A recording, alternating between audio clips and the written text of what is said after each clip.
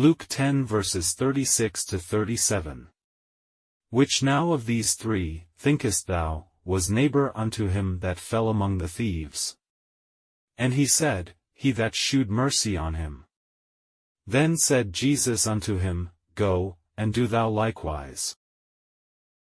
As I said, for every test, since you're not the questioner, you don't know what's going on.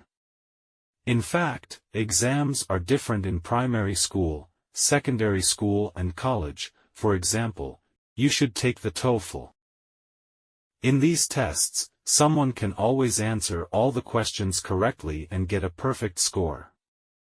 However, the questioner expected only one person to reach this level. At the same time, the questioner should avoid making the question too complicated. This results in all candidates receiving only half the marks. In this way, it will be difficult to draw a clear line between superior and inferior. So why does God do this in life? Why is life like this? Once we're stuck in the desert, all we do is grab a compass. Unlike Aiden's song, the main character holds a glass of water in the desert. God made it so for the examinee who achieved the highest scores in the history of humankind. When I've completed the entire human history exam, there will be a winner with the highest score, and count it all the way down, all right? Indeed, it is challenging. Some people even achieve nothing, only 50 points out of 1,000, and yet, it turns out that 90% of all human history, because it's based on the difficulty of the question. However, why do we have to do this? Why does God want 90% of people to only get 50 points? In fact, God's purpose is not to make it difficult for the 90%, He did not make it that difficult. He is so that a specific person can get a perfect score. Had the test been any more difficult, he would not have got full marks, or maybe the questions are easier where more than one person gets a perfect score, a lot of people get a perfect score. So, this is the difficulty that God sets, just for that purpose. So, like every generation of college entrance exams, HKEAA can design such a high-quality examination that she is qualified to mark candidates. You will be convinced, you can't complain that the test is difficult, because you do see people getting full marks. There are also 1 or 2 people with a difference of 1 or 2 points, there are more than 10 or 20 people with a difference of 10 points. So, you say you're not good enough, because when you see so many people getting high scores, but there's only one full mark. It can be seen that this difficulty is quite extraordinary. In short, if everyone gets at most half the grade, that's a 50% score, well, that means it's too complicated. Now, because so many people don't understand the nature of life, so they lost their way in faith. Although there are hints in the Bible, they are often obscure. So, the scariest thing of all time is evolution, because it blinds you to the nature of life, even more ignorant than before. In this way, you will not know what to pursue in life. It destroys the faith of many Westerners and makes them not know how to live their lives. If you believe in evolution, it's all over. You will not discover the secrets of life, you don't know its purpose, what it points to, you won't even notice. However, when you believe in the Lord and don't believe in evolution, you will notice what is the secret of life. In addition to searching for God and studying God, you will also learn about yourself. In fact, this process of improvement, in addition to constantly discovering and seeking God and His plan for the age, you also need to constantly understand yourself so that you can improve and improve. When you keep looking for God's plan for the time, you will find, only you have a better character and are willing to put in more time and cost, to see God's more transparent and more certain will.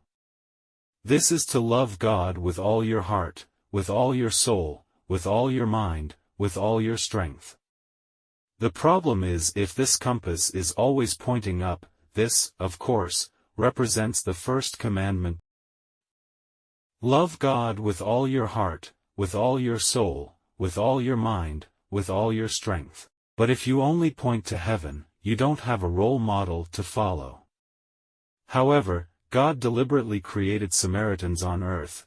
Well, your compass points somewhere on earth as well as up in the sky. That way, you'll have a role model to follow, and have the opportunity to learn to love God truly. It matters if you value the compass. If the more you are filled with God's image and character, the more you will value it, and the compass will be more powerful. For example, it enables you to hear God's voice, keep up with God's steps, discern God's actions, and so on. In fact, this is the real life. So now you know that what the Lord Jesus Christ said is reasonable. Turns out, in this day and age, the Lord Jesus Christ is the only direction that the compass points. It means that no other name is given among men under heaven by which we can be saved. Therefore, if you are not with him and start your own business, you have disturbed the only compass. Why would the Lord Jesus say that? For this has always been God's plan for the age, just as Moses, Abraham, John the Baptist, the Lord Jesus, and the New Testament Church did. That's why the Good Samaritan exists. This explains all the directions of the Old Testament. They were all promulgated through books of prophets. Because these prophets are the Good Samaritans of the times, that is, the direction of the times. When they are combined, you can see role models in them. Luke 10 verses 36 to 37. Which now of these three, thinkest thou, was neighbor unto him that fell among the thieves? And he said, He that shewed mercy on him. Then said Jesus unto him, Go, and do thou likewise.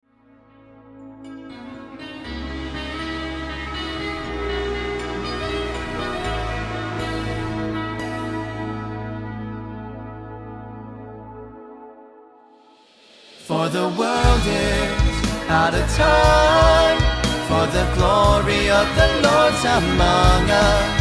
In a blink of an eye, we are taken up into the sky, called to be rulers over life, meant to judge and set the standard of every choice in a lifetime.